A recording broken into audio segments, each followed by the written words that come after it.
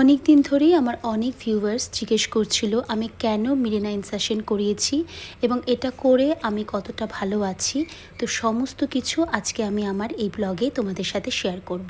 বিয়ের আগে থেকেই আমার পিরিয়ডসের সময় প্রচণ্ড পেইন হতো, কিন্তু সেই সময় যখন আল্ট্রাসাউন্ড করেছিলাম তখন আল্ট্রাসাউন্ডের রিপোর্ট একদম নর্মাল ছিল, কিছুই ধরা পড়েনি।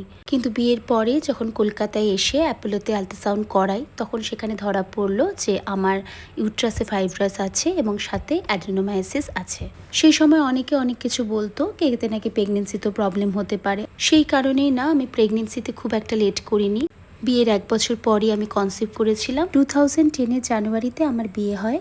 2011 ডিসেম্বরে টাপ্পু আমাদের লাইফে আসে। তো এর জন্য আমার প্রেগনেন্সিতে কোনো প্রবলেম হয়নি। টাপ্পু তুহি দুজনেই নর্মাল ওয়েতে হয়েছে। আফটার সেকেন্ড প্রেগনেন্সি আমি মেনলি ট্রিটমেন্টটা শুরু করি। তার আগে পিরিয়ডসের সময় যখনই ব্যথা হতো তখন শুধুমাত্র পেনকিলার খেয়েই থাকতাম। দিনে 3-4টা পেনকিলার খেতে হতো। অসহ্য ব্যথা ছিল। যাদের হয় তারা তো জানোই যে কতটা ব্যথা সহ্য করতে হয়। আর এর জন্য আমি আফটার প্রেগনেন্সি ট্রিটমেন্ট শুরু করি। কলকাতার অ্যাপোলোতে ডক্টর জয়ন্ত গুপ্তর আন্ডারে আমার ট্রিটমেন্ট চলে। আর স্যার আমাকে ডাইনোজেস্ট বলে একটা হরমোনাল মেডিসিন দেয়। আর এই হরমোনাল মেডিসিনটা নিলে পিরিয়ডস একদম বন্ধ হয়ে যায়, আর যার জন্য আমার ব্যথাও আর হতো না। কিন্তু এই মেডিসিনটা কন্টিনিউ করতে করতে আমার অ্যাংজাইটির প্রবলেম হতো এবং আমার মুড সুইংও খুব হতো। এটার পার্মানেন্ট কিওর হলো হিস্টেরেক্টমি, কিন্তু আমার যেহেতু এজ কম ছিল আর সাথে দুবারই আমার সি সেকশন হয়েছিল, তাই ডক্টর বলল অপারেশন করবে না এবং আমাকে ডাইনোজেস্টে খেয়ে যেতে হবে। তার সাথে স্যার আমাকে এটাও বলেছিল, তোকে যদি কোনো ডাক্তার অপারেশনও করতে বলে তুই কিন্তু কোনোভাবেই করবি না। এরপর পানিপাথে আসি এবং এখানে এসে দিল্লির গঙ্গারামসে চেক আপ করাই। এবার সেখানে গিয়ে ডক্টর চন্দ্রা মানসুখানিকে দেখাই এবং সেও সেম কথা বলে ডক্টর জয়ন্ত গুপ্তর মতনই, সেও অপারেশন করতে চায় না।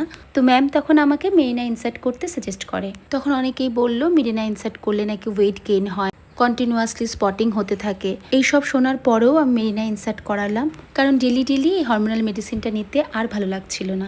6 মাস হয়ে গেছে আমি মেরিনা ইনসার্ট করিয়েছি, এখন অনেক ভালো আছি। ওয়েটও যে সাংঘাতিক গেইন হয়েছে তাও না।